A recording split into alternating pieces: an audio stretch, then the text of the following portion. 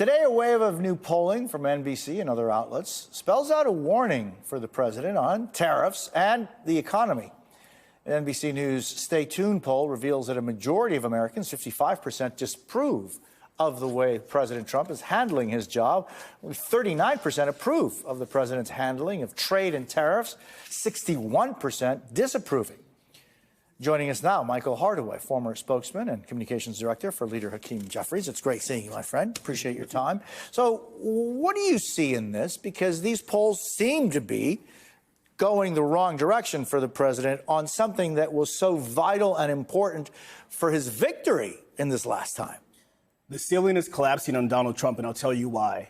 Of course, you expect Democrats to not be happy with his performance in the first 100 days. Of course, Republicans are happy with his performance. However, 68% of independents are unhappy with his performance.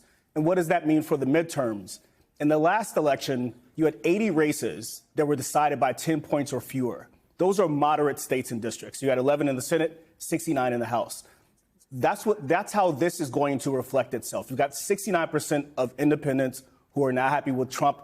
That means that in the midterm elections, Republicans get wiped out if something doesn't change. You know, it's interesting because it seems as though there is a common, I guess, understanding that, or almost a tradition, right, that the first midterms after a president's term starts tends to be disastrous for, shellacking to use former President Obama's terms, for the party in power. But that did not happen under Biden.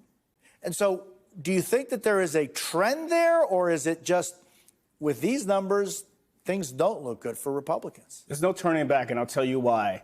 The economy, which is the primary thing people elected Donald Trump on, is only getting worse. Gas prices are higher, milk prices are higher, basic items all cost more.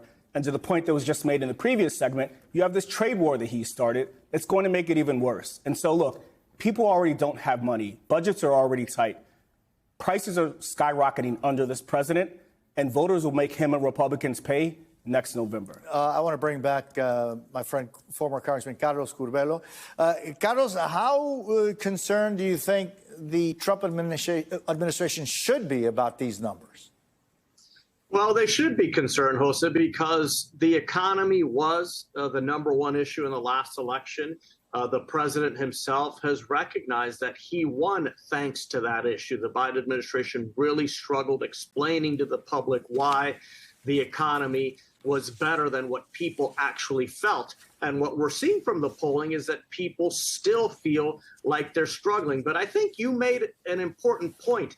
It doesn't have to be the case that the party in power receives a shellacking in the midterm election. They can change that. They do have agency.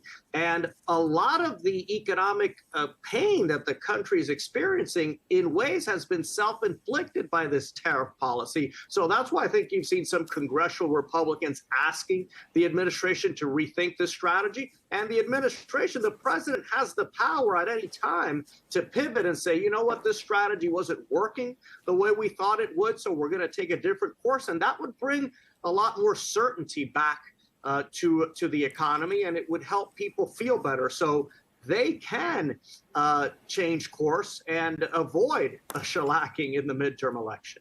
And Michael, this weekend, your former boss, Hakeem Jeffries, staged a sit-in on the Capitol steps with other senators, including Chuck Schumer. I know a senator from New Jersey was there as well, in protest of the GOP funding plan. Do these kinds of events make a difference?